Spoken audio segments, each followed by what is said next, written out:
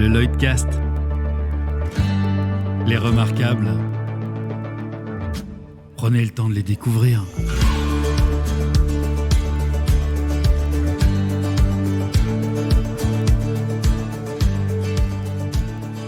Salut la compagnie et bienvenue sur le Lloydcast épisode 22. Il y a les comédiennes pétillantes, celles avec une case en plus ou en moins, les fascinantes, les intrigantes, celles qui font peur, les autres qui font envie, les grandes techniciennes et les instinctives, les raisonnables et les frappées, et puis il y a Eva Rami, qui est l'ensemble de tout ça, plus elle. Autant te dire que ça fait du monde et que j'ai une petite suée dans mon dos à l'idée de cet échange avec elle, au pluriel. Parce que lorsque tu l'as vue sur scène, l'expression « elle n'est pas toute seule là-haut » prend tout son sens. Et pour couronner le tout, elle est aussi autrice. Alors c'est avec un grand plaisir que je t'invite à écouter toutes ces Eva en une. Tu ne vas pas le regretter. Mesdames Rami, bienvenue. Oh bah dis donc, je suis touchée, Lilian. Je suis touchée par cette belle présentation. Comment ça va? Ça va bien, ça va bien. Là, c'est la pleine lune ce soir, donc ça chamboule, ça brûle, ça vibre, mais ça va bien. Alors, on est le 27 avril au moment où on enregistre ce podcast. Dans 2 jours, il va y avoir un gros événement pour toi. On va en parler parce que tu fais une représentation en live et tu vas donc représenter ta pièce, ta dernière pièce, ton dernier seul en scène, en tout cas le deuxième, Tais-toi. Et ça aussi, on va en parler. Alors, il y a plusieurs traditions dans le Lloydcast et la première tradition, c'est qu'est-ce que tu bois et qu'est-ce que tu es en train de boire. Enfin, qu'est-ce que tu préfères boire et qu'est-ce que tu bois en ce moment? Alors écoute, en bonne mamie sur mon fauteuil en osier, une bonne tisane citron-gingembre, ce serait parfait. D'accord. Et actuellement, tu bois quoi? De l'eau. Voilà, c'est comme Ah moi, ouais. j'adore le Moscow Mule et là, je suis en train de boire de la Contrex. Alors, Eva, ma première question, c'est combien tu as dedans? Ah Parce que, purée, en mais fait, bonne question. mais oui, parce que en fait, si tu veux, en faisant les recherches, en travaillant sur cette émission pour toi, je regardais plusieurs photos de toi et d'ailleurs, on en voit certaines où tu fais la gueule et on sent que tu fais beaucoup d'efforts pour faire la gueule. Et toutes les autres photos, tu souris de toutes tes dents. Et j'ai l'impression que tu as autant de personnalité que de dents. Et j'ai vraiment l'impression aussi que tu as le double de dents que le reste de l'humanité. Alors, c'est drôle que tu dis ça. Moi, j'ai une histoire avec les dents particulière. Je me suis pété les dents de devant à 9 ans. Je jouais avec mon meilleur ami de l'époque qui s'appelait Jérémy et on était dans son jardin et on jouait au croquet. Et du coup, on avait joué pendant 2 heures et au bout de 2 heures de jeu sous le soleil battant, nous avons fini la partie. Il a gagné et en envoyant sa main en l'air avec son marteau, je me le suis pris dans les dents. Et du coup, il m'a cassé les 2 dents de devant. Et pendant des années, en fait, j'avais des bouts de résine sur les 2 dents de devant. Et c'est un truc très intime, en fait, que je m'aperçois là que je suis en train de raconter. On Mais a je me à suis peine lancée. commencé et tout va bien. Mais du coup, en effet, ces dents-là, ça a été un délire. J'ai eu un appareil, je les ai cassés je ne sais pas combien de fois. Donc, c'est une grande histoire, ces dents. Donc, je suis touchée que tu ouvres le podcast par mes dents. Et donc, la deuxième question, c'est vous êtes combien? Ah, j'en sais rien. Je ne sais pas. Mais en tout cas, on est plusieurs, ouais. Ça, je pense. Oh, je ne suis pas la seule, hein. Je pense que tu es pas mal dans ton genre aussi. De toute façon, en tant que comédien, en général, on a plusieurs personnes qu'on convoque. Donc, mais je Moi, ne sais pas, tiens, je les compterai. Ouais, moi je suis plutôt auteur à la base, donc les personnalités, je les ai à l'intérieur, je les fais vivre. Moi, je suis plutôt le village qui est habité par tous ces personnages. Et voilà, moi j'essaye de me concentrer sur ce que je sais faire, être ce village et regarder les habitants y vivre. Et après, en tant qu'auteur, je fais simplement le travail de relater ce que je vois et ce que je vis à l'intérieur. Alors, on va parler de toi. Et d'abord, je voudrais en savoir un tout petit peu plus quand même sur ton parcours de comédienne. Déjà, tu es une fille du Sud. Ça, c'est sûr, ouais, du Sud. Moi, je suis née en Argentine, mais avec mes parents, on est rentré en France à l'âge de 2 ans et j'ai grandi à Nice. J'ai grandi à Nice jusqu'à mes 19 ans, jusqu'à ce que je passe les concours des grandes écoles d'art dramatique et que je monte à Paris. Justement, à quel moment tu as décidé de devenir comédienne? Est-ce que pour toi, ça a été une évidence tout de suite? Je pense que c'est vraiment quelque chose que j'ai en moi depuis toute petite, et ça a commencé notamment, j'étais dans un petit village qui s'appelait Aspromont et je regardais, il y avait un documentaire, c'était sur, la compagnie des sales gosses et c'était, des enfants qui imitaient Eli Kaku et qui faisaient des sketchs de lui et j'ai découvert cet homme-là et cet homme-là, il a réveillé quelque chose en moi qui s'est jamais éteint, quoi. Je faisais ses sketchs, je les connaissais Hmm. par cœur, je les imitais à la maison. D'ailleurs, mes parents, ils ont encore des vidéos de moi où je fais Madame Sarfati, où je l'imite et cet homme-là me fascinait, me passionnait, et c'est un transformiste. C'est même encore aujourd'hui, quand je regarde ses sketchs, je me dis: «Mais oh là là, mais il est parti trop tôt celui-là, quoi». Hmm. Je pense qu'il a beaucoup influencé, des personnes de ma génération, des comédiens. J'en suis intimement convaincue de ça. Tu parles beaucoup on va commencer à parler un petit peu aussi de ce que tu fais ces derniers temps, mais tu parles beaucoup de tes profs dans Tais-toi. Et Mmh. est-ce que c'est pour toi une forme d'hommage de parler d'eux, en tout cas de les incarner? Enfin, puis, bon, j'imagine qu'il y a une grosse part de vérité dans ce que tu représentes, mais à quel moment tu t'es dit, tiens, j'ai envie de parler de mes profs dans ce parcours, même si ce spectacle est, on comprend, autobiographique? En effet, il est en grande partie autobiographique, même si les personnages que je tisse, ce sont des archétypes. Mais en effet, non, les professeurs que j'ai rencontrés, de toute façon, qu'ils aient été, durs, qu'ils m'aient bousculée mais j'ai appris énormément. Ça a été c'est des maîtres à penser, c'est des parents de substitution, c'est des guides, ouais, c'est pour moi, oui, c'est un hommage, ça c'est sûr, c'est clair. C'est même si, j'en rigole beaucoup et je dresse des portraits pas forcément toujours flatteurs, mais vraiment avant tout, oui, bien sûr, c'est un hommage. Moi, ça a été, ils ont une grande importance, dans ma vie et d'ailleurs le metteur en scène, qui m'a mis en scène dans Vol et Tais-toi, c'est un professeur que j'ai eu, à l'ESSAD qui s'appelle Marc Ernotte et qui est formidable et qui est un pédagogue extraordinaire et c'est vrai que ouais, ils ont une place très, très importante, j'étais très timide, voilà, c'est des personnes qui d'un coup vont t'ouvrir un univers, vont nous donner la capacité de pouvoir, sortir des choses, voilà, qu'on ne pensait même pas avoir en nous, qui vont nous faire découvrir des auteurs, c'est vraiment, oui, les professeurs que j'ai rencontrés, que ce soit à l'ESSAD, que ce soit au conservatoire, même au conservatoire de Nice, c'est ouais, ouais, c'est des personnes très, très importantes, dans ma vie et je pense que dans le parcours d'un comédien, c'est essentiel de tomber sur, les bons pédagogues.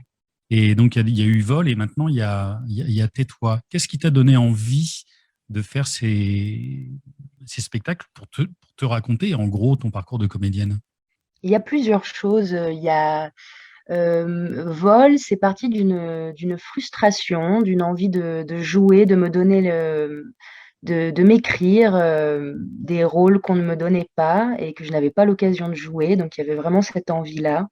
Il y a le conservatoire du coup, de Paris qui m'a donné ce cadre-là pour me lancer. Moi, j'avais toujours eu envie de faire un one man show, mais vraiment à proprement parler, c'est-à-dire plus dans la forme stand-up et en fait, en écrivant, je me suis rendu compte que bon, bah, ça n'allait pas être forcément que drôle et qu'il fallait que j'assume cette chose-là et c'est parti. On va dire que le départ de ma grand-mère, paternelle a été vraiment un élément déclencheur et il y avait une envie vraiment de qu'elle m'accompagne, qu'elle soit là avec moi sur scène et de ne pas oublier. Voilà, il y avait cette volonté de ne pas oublier et ça, c'est parce que j'ai des thèmes comme ça, c'est vrai, qui m'obsèdent un petit peu. La transmission transgénérationnelle, c'est quelque chose qui me bouleverse et c'est vraiment un moteur d'écriture très, très fort chez moi.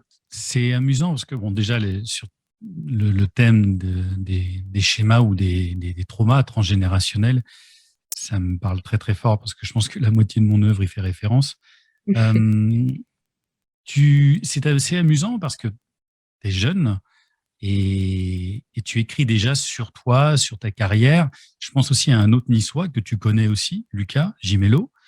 Je lui fais Bien un coucou sûr, amical ici, qui lui aussi fait des seuls en scène pour aussi se raconter dans sa carrière aussi de jeune comédien. Parce que je crois qu'il est même oui. encore beaucoup plus jeune, hein, d'ailleurs. Hein. Lui, Lucas, il doit avoir Oui, il est 25 ou beaucoup 26 plus ans. jeune. Oui, Et je crois, ouais. Ouais, ouais. donc, comment tu interprètes cette envie aujourd'hui chez toi? C'est peut-être trop proche, cette envie de te raconter en étant si jeune.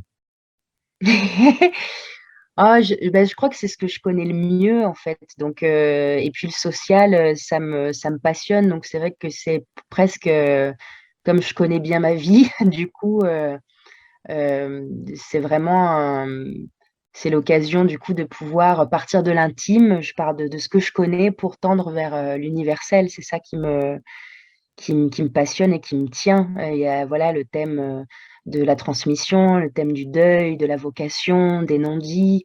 C'est des choses vraiment qui me passionnent et quoi de mieux que de partir de sa propre histoire pour s'en inspirer et essayer de l'ouvrir un maximum à, à- à l'universel. Parce que c'est vrai que même au début, quand j'ai écrit Vol, je me suis dit, mais qui ça va intéresser, quoi, ma petite vie là, mon père, ma mère, et puis bon, Vol surtout concernait vraiment cette transmission entre femmes, parce que j'y joue ma grand-mère paternelle et j'y joue principalement ma mère. Il y a eu un homme qui s'appelle Emmanuel Beno et qui a la compagnie L'Éternel Été, qui était élève au conservatoire avec moi et qui est venu me voir à la sortie de ma présentation de maquette au JTN, au Jeune Théâtre National.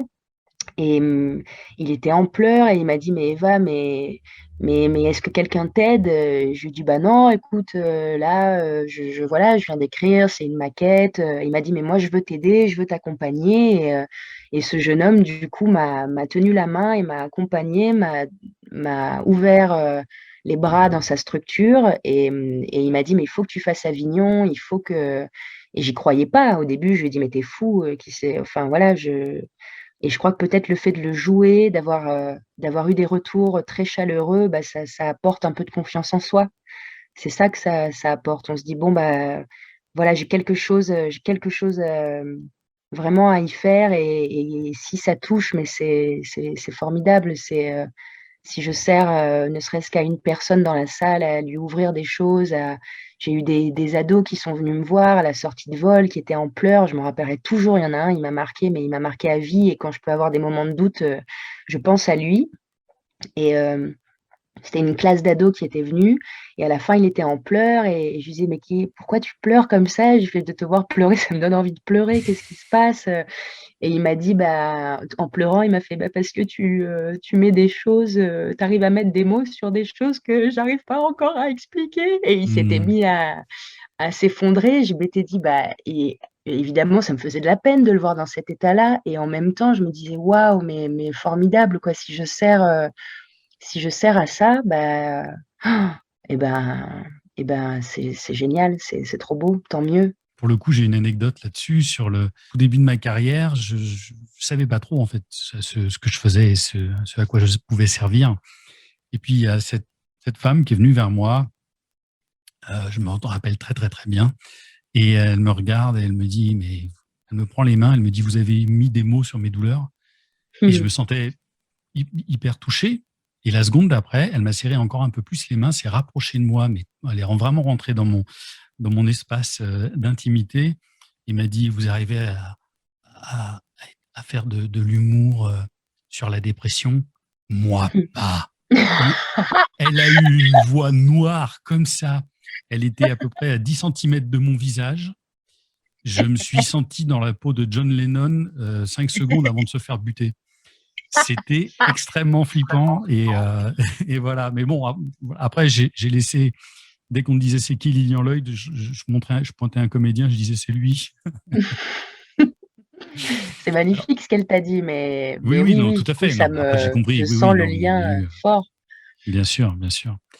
Alors, j'imagine qu'on a dû effectivement te parler d'un certain nombre de fois d'un jeune comédien, enfin plus tout à fait jeune, mais qui s'appelle Philippe Cobert. Ah bah, à qui le Et dis-tu? voilà, donc j'imagine que tu as dû le voir plusieurs fois. Mais même au-delà de le voir, ça a été ma source d'inspiration pour Hmm. Tais-toi. C'est clair, c'est cet homme-là, mais quel génie et quel virtuose et quelle finesse. C'est bien sûr, ça a été ma source d'inspiration principale pour Tais-toi. Je regardais ses DVD et je me dis, Hmm. putain, mais qu'est-ce qu'il est balèze, qu'est-ce qu'il est fort et comment il passe d'un personnage à l'autre Avec rien. avec, ouais, avec rien et avec un geste, un mouvement et tout ça dans une fluidité et une détente. Ah ouais, ouais, non, je suis une très, très grande fan de ce monsieur. Ah ouais. Et justement, vu que lui a raconté toute sa vie, a fait le roman d'un acteur, est-ce que toi, tu es parti pour faire le roman d'une actrice? Eh ben, j'en sais rien. J'en sais rien parce que la vie, elle est pleine de surprises. En tout cas, là, tu vois, je suis en train d'écrire un troisième seul en scène, donc ça, visiblement, on y va, quoi. Ça continue, hein, ça continue. Maintenant, je suis pas figée à me dire, je vais faire ça toute ma vie ou je vais m'arrêter ou j'en sais rien. Je crois que je vais essayer de suivre l'envie d'avoir envie et de voir où ça me mène, quoi. Lorsque tu as trouvé le titre, tu t'es dit c'était une bonne idée. Et est-ce que tu trouves pas que c'est de plus en plus une mauvaise idée qu'à chaque fois que tu dises tais-toi, tu es obligé d'expliquer que c'est T apostrophe ES? Ouais, c'est vrai que non, mais en fait, c'est tellement il est tellement au contraire, je crois que plus j'avance et plus je me dis: «Mon Dieu, qu'est-ce qu'il est juste par rapport Hmm. à ce que je ressens par rapport à ce spectacle ou même dans ma vie», cette contradiction-là entre ce qu'on nous dit, ce qu'on entend, ce qu'on est, et cette injonction-là de ouais, qu'on à la fois celle qu'on nous dit, cette parole qu'on muselle, qu'on peut pas sortir, qu'on a peur de sortir, ce tais-toi qu'on nous dit, dans l'éducation, dans nos formations, dans nos métiers, dans nos amours, dans nos et à la fois, cette construction de l'être quoi, apprendre à être qui est le travail de toute une vie. Je crois qu'il me parle presque encore plus maintenant Hmm. que quand j'en ai eu l'idée. L'un des trucs qui était assez drôle, c'est que j'avais écrit, le deuxième texte que j'avais écrit s'appelait J'improsive, qui était un jeu de mots avec la prose, etc. Et mon éditrice, Sandrine Fay, à son âme, je pense à elle, elle avait sorti ce bouquin et elle avait tout envoyé à la FNAC et la FNAC lui a tout renvoyé en lui disant qu'il y avait une coquille. C'est magique. Ouais, c'est vraiment Ouais, magique. ça Il a fallu leur ah bah, ouais. expliquer effectivement qu'il y avait un jeu de mots. Alors, il y a un petit personnage qui s'invite à l'intérieur du Lodcast à chaque fois. C'est une petite souris. Et la petite souris, elle vient te voir sur une journée. Et qu'est-ce qu'elle verrait une journée d'Eva Rami? Alors, je pense que selon, le jour, ça peut vraiment avoir rien à voir. Là, on va parler, en ce moment parce que du coup, on est dans une conjoncture vraiment, particulière où du coup, je ne travaille pas comme j'ai l'habitude de travailler, depuis quelques années. Et j'essaye de me maintenir dans le sens où, je mets toujours un réveil, pour essayer de pas faire mon ado et de me lever trop tard parce que je veille très tard. Je suis un oiseau de nuit donc je vais me coucher très tard. Donc du coup le matin, je prends mon petit jus de citron, d'eau tiède, parce qu'il paraît que ça nettoie les intestins et que c'est très bien. Elle Ouais. verrait ça, elle verrait me faire, mon petit jus de citron le matin, puis elle me verrait faire du yoga ou de la gym parce que j'alterne pour essayer de garder la patate. Parce que c'est vrai que, notamment là dans Tais-toi, le fait que je le rejoue jeudi, heureusement que j'ai pas lâché parce que c'est vrai qu'il me demande une énergie de dingue et je me rappelle quand j'avais repris en septembre, après, le premier confinement, j'avais senti ouais, je l'avais éprouvé cette, représentation. Je m'étais dit: «Waouh, mais ça n'en finit plus». Je voyais plus la fin du spectacle parce que j'avais fait que du yoga comme une tarée et en fait, je me suis dit: «Ah non, non, Eva, faut que tu bosses le cardio, c'est indispensable». Donc du coup, voilà, selon le jour où elle viendrait, bah, soit je ferai du yoga, soit de la gym et puis, bah, là, du coup, je suis en train d'écrire en ce moment donc le troisième spectacle, donc elle me verrait, dans un silence de plomb, en train d'écrire et de taper à mon ordinateur et puis de parler à voix haute en faisant des personnages pour voir si ça marche, pour voir si c'est fluide, pour voir si en bouche c'est sympathique. Est-ce que tu as un Euh, rituel euh, est-ce que une mise oh, en non. condition Bah, est-ce j'ai qu'il y a besoin de des heures? silence en fait, hein, je crois. Non, j'ai pas d'heure. J'ai Tu as l'impression besoin que de plus je silence, tu veux dire que vieillis, dès que tu commences à ouais, travailler, tu dis tais-toi à tout le monde? ouais, c'est ça. Ouais, j'ai besoin d'un silence. En plus, je suis fille unique, alors t'imagines le délire. Moi, j'ai pas eu Ouais. des frères et sœurs qui gueulaient ou qui étaient dans ma chambre. J'ai pu être assez tranquille, si ce n'est solitaire. Donc je crois que j'ai besoin, en tout cas, de beaucoup de calme Mm. autour de moi.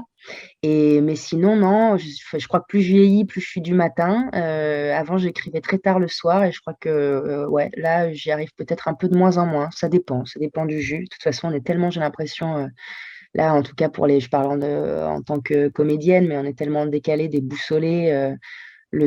Voilà, le fait de pas forcément travailler comme d'habitude, si ce n'est pas du tout, ça brouille, je trouve vraiment le rapport au temps. Donc du coup, là, il y a ça, il y a cette écriture-là, et il y a beaucoup de coups de fil aussi qui sont passés. Elle me verrait téléphoner très très souvent. Et puis voilà, elle me verrait bien manger, parce que j'aime beaucoup manger, c'est très important. Voilà, je suis pas une cuisinière de dingue, mais j'adore manger. Donc voilà, hein, pour l'instant, ce serait pas foufou hein, pour elle. Hein. Je pense que ouais, on Est-ce trouverait que, pas ça très palpitant. est-ce que tu, comme les danseurs ou les musiciens, est-ce que tu as des gammes en tant que comédienne? Est-ce que tu fais tes gammes? Est-ce que tu continues de travailler même quand tu travailles pas?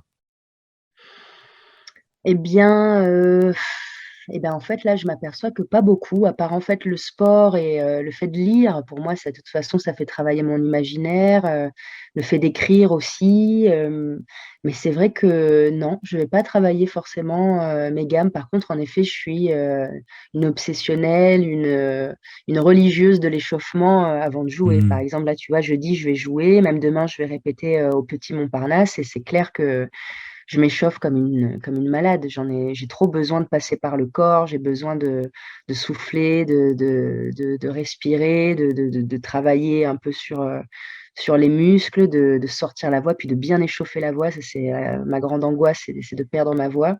Je pense que je Mm. suis pas la seule. Mais donc voilà, ouais, je suis une grande. Ouais, ouais, je m'échauffe énormément. Ça c'est clair, c'est des rituels. Quand je joue, c'est très très important. Ces moments-là, ils sont hyper importants pour moi, ouais.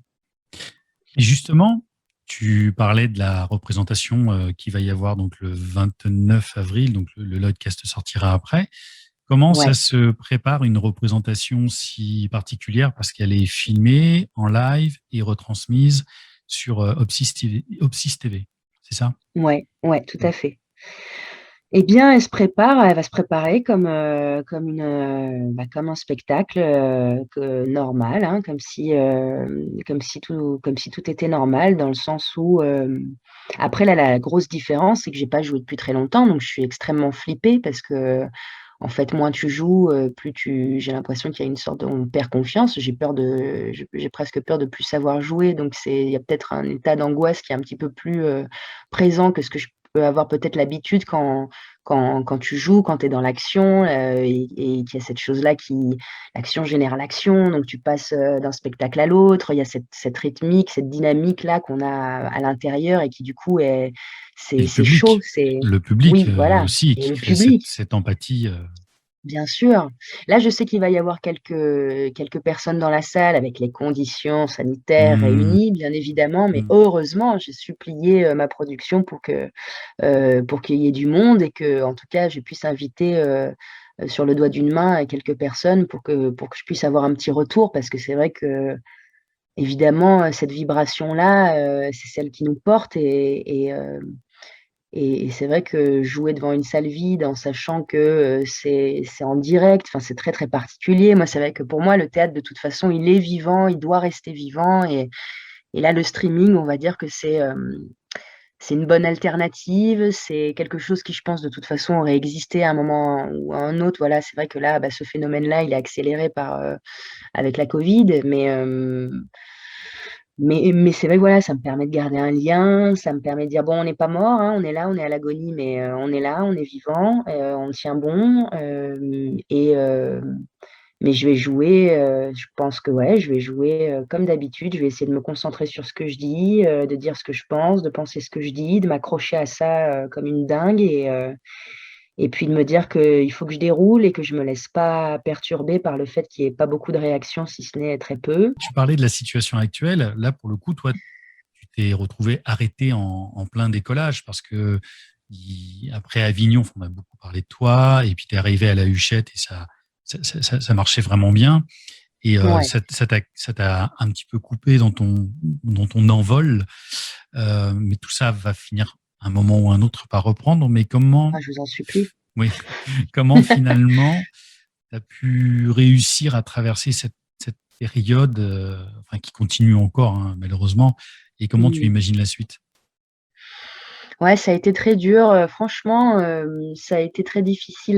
Mais voilà, encore une fois, comme beaucoup de mes copains et puis comme beaucoup de personnes de ce milieu-là, c'est en fait, en effet, c'est vrai qu'il y avait quelque chose qui commençait un petit peu à se lancer. Il y avait des bons retours au théâtre de la Huchette. Il commençait à y avoir des beaux papiers dans la presse. Et Zwip, ça a été vraiment coupé. En effet, pile poil en plus, je devais jouer 4 mois. Ça a été coupé en plein élan au bout de 2 mois. Et suite à ça, ouais, je suis passée par plusieurs étapes. Il y a eu une envie d'abord de continuer. J'étais dans cet élan-là, donc j'ai fait des vidéos à la maison, dans ma qui salle de était, qui bain. était, qui était excellente. Je te remercie, Lilian. Bah, en tout cas, ouais, ces petites vidéos, en tout cas, voilà, je me suis dit, je vais prendre ces personnages-là de ce spectacle qui est arrêté, donc tais-toi, et je vais les mettre voilà, dans des situations comme s'ils continuaient à vivre hors scène et qu'eux aussi subissent ce confinement. Donc, du coup, j'ai fait ça pendant un temps, puis au bout d'un moment, je n'y arrivais plus. Il y a eu aussi un truc de c'est bon, quoi. Il faut aussi traverser cette chose-là qui est lourde, ouais, qui se digère aussi. Et donc, j'ai coupé un peu cette chose-là. Je me suis dit, allez, t'arrêtes maintenant et t'essayes aussi d'arrêter d'être dans un échappatoire. Et puis, tout simplement, je trouve que l'absence de la possibilité de projection, du coup, il y a un moment où j'ai trouvé que ça brouillait aussi l'imaginaire. Enfin, il y a un moment, j'avais plus du tout envie d'être vraiment dans la productivité, ouais, je me suis dit stop, arrête-toi là et laisse-toi traverser là parce ce qui est en train de se passer.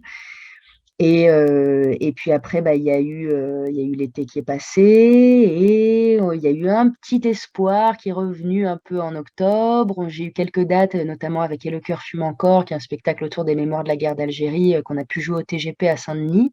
C'est un spectacle qui est mis en scène par Margot Eskenazi et Alice Carré. Et pour le coup, en effet, voilà, c'est vrai que je joue avec des troupes parce que pour moi, c'est vraiment essentiel. Je pense que j'arrive à tenir seule sur scène parce Tu as qu'aussi à spoilé côté. tu as spoilé Ah merde. ma prochaine question, mais c'est pas grave, vas-y, tu y réponds, c'est parfait. Bon, bah, comme ça, voilà, je fais une pierre, 8 coups. Et du coup, ouais, il y a cette chose-là, en tout cas, qui est trop important. Et je pense que je tiens bon, entre guillemets, ouais, tenir bon, parce que partir seul sur les routes, souvent, voilà, ça génère des fantasmes pour certains, alors qu'en fait, dans le concret de la chose, enfin, voilà, ça peut être aussi une grande solitude. J'ai eu des moments vraiment dans des endroits où je me disais, waouh, voilà, il y a quasiment personne dans la salle. Et puis on se sent seul, et puis ouais, ouais, c'est pas tous les jours rigolo d'avoir son petit spectacle sur le dos et de se dire allez, on part, même si j'ai mon créateur lumière, Luc Chiari, qui est formidable et qui m'accompagne. C'est vrai qu'il y a des moments où le fait d'être seul sur scène et de pas pouvoir le partager avec des camarades, que ce soit sur le plateau ou dans les coulisses, ça peut être un peu lourd. Donc c'est vrai que le collectif me tient, mais vraiment très très fort et c'est indispensable à mon équilibre. Et Et tu as donc failli jouer dans un Lilian Lloyd aussi, quoi. Donc, bon. et j'ai failli jouer dans un Lilian Mais Lloyd tu étais et beaucoup ça ne trop s'est cher. pas fait. Et, et ça n'a pas pu se faire. Non, Et je non. sais que tu m'en veux et je sais que. Non, tout va bien, tout va Mais bien. Tu as dit une chose très jolie tout à l'heure en off que je te laisse répéter. tout à fait.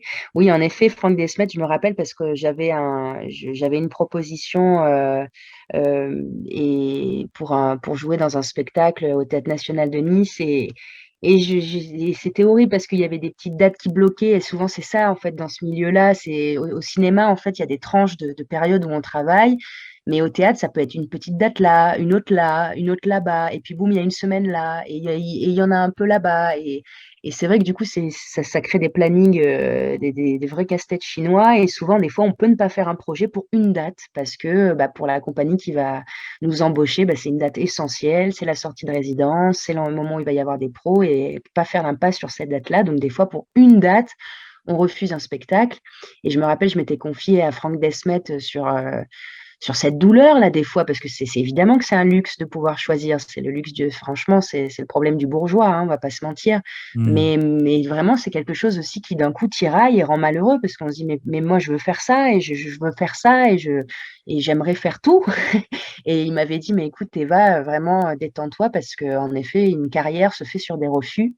Hmm. Et ça m'avait vraiment apaisée. Je m'étais dit, mais oui, c'est tellement juste, parce que même moi, je me suis retrouvée, en effet, des fois, à être remplaçante sur un projet, notamment ma collaboration avec Margot de la compagnie Nova. Ça a commencé comme ça. C'était un remplacement sur une pièce de Richard III au théâtre de Belleville. Et j'ai remplacé la comédienne une semaine avant. Et puis au final, ça crée derrière une fidélité de bientôt 10 ans. Donc, au final, je trouve cette phrase extrêmement juste. J'aime bien cette question piège, parce que personnellement, je n'arrive pas à y répondre. Euh, c'est quoi le théâtre pour toi? Ah, purée, elle est tellement dure, cette question. On peut passer à la deuxième, hein, si tu veux. Ouais, bah pour moi, c'est essentiel, hein, c'est ce qui me. Voilà, justement, on nous Voilà. a tellement répété qu'on n'était pas essentiel que pour moi, le théâtre, c'est essentiel. Voilà. Au théâtre, c'est quoi ton endroit préféré? Bah là, tout de suite, sans réfléchir, j'ai envie de te dire sur scène, mais j'aime tellement les coulisses. J'aime tellement ça. Hmm. J'aime tellement être avec les copains que, ouais, mon cœur balance, mais on va dire sur scène quand même. Moi, quand je t'ai vu, j'ai été très impressionné. Je pense que tout le monde l'est quand on te voit.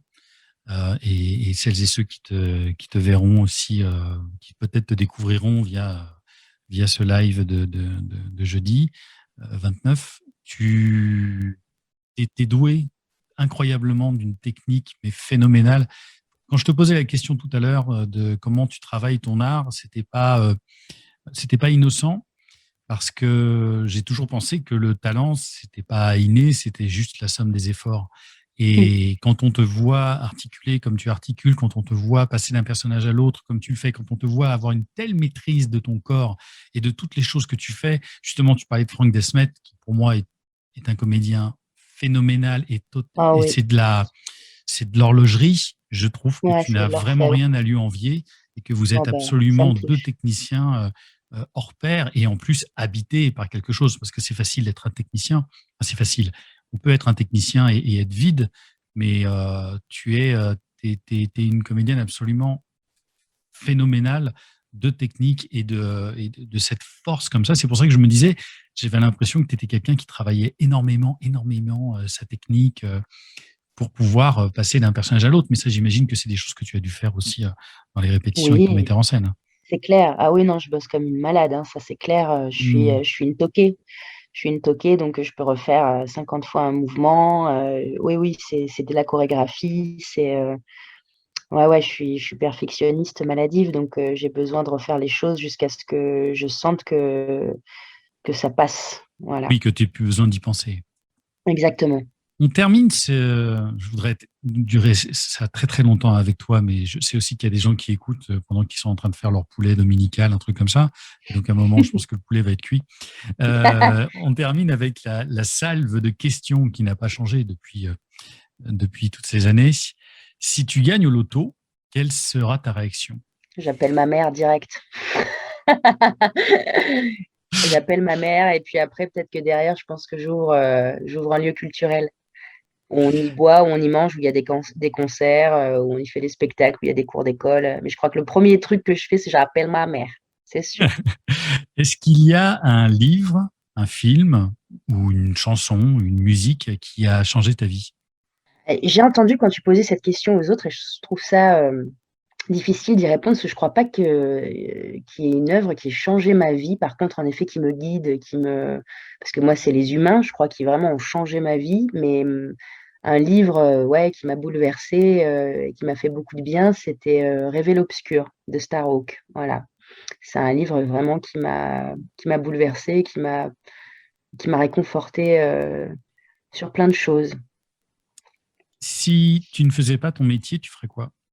Je pense que j'aurais fait soit chanteuse, soit psychologue. C'est bien. Tu aurais pu faire aussi de la psychologie en chantant. Bah, ouais, ouais, ouais, Voilà. pas mal. J'y penserai, j'y Et penserai. c'est peut-être pour la prochaine vie. Voilà, pour la prochaine. Ton plus bel échec? Je pense que c'est, d'avoir raté le conservatoire de piano, parce que ça m'a permis, de me lancer dans le théâtre, quoi. Sinon, j'aurais sûrement été pianiste, je pense. Ton endroit préféré au monde? À part sur scène, on va dire le Brésil. Il y a ce mot anglais, enfin américain, plus exactement, qui est le motto, qui est en gros un peu la phrase moteur, la devise que tu as. Quel est ton motto? Bah, justement, c'est, une expression brésilienne et c'est "só por hoje". Ça veut dire, chaque jour suffit sa peine, quoi. Hmm. Et c'est très bien. Je trouve que voilà, quand on a mené des batailles, faut aller se coucher, quoi. Quel est ton mot préféré? Amour, on en a besoin, non? Alors, Amour. donc, toute ton actualité, bon, pour le moment, ce podcast sera sorti après ta représentation du 29, mais je ne sais pas s'il y aura possibilité de la revoir ou c'est vraiment un one-shot. Ben, c'était pas prévu à la base, mais c'est en discussion et je pense que oui, D'accord, ça va être possible de le regarder encore normalement au minimum pendant un mois. Mais c'est en super. discussion, mais ça devrait rester, voilà, ça devrait être possible de le voir encore même après jeudi. Donc, auquel cas, moi, je mettrai de toute façon tous les liens en description de ce podcast. Tu as un site sur lequel on peut te suivre aussi, suivre toute ton actualité et voir toutes ces photos avec ces 76 dents. Oui, Eva C'est, Rami, oui, c'est ça. Eva Hein. Rami, ouais, ouais, evarami.fr. Voilà, C'est on mon peut suivre. papa qui tient le site, affaires familiales. Mais ouais, ouais, il y en a un. Puis sinon, oui, Instagram, Facebook, voilà, hein, les réseaux. Merci du fond du cœur, Eva, d'avoir été là. Merci Et, à toi. et puis, nous, la compagnie, on se retrouve très vite pour un nouveau remarquable. Salut, la compagnie.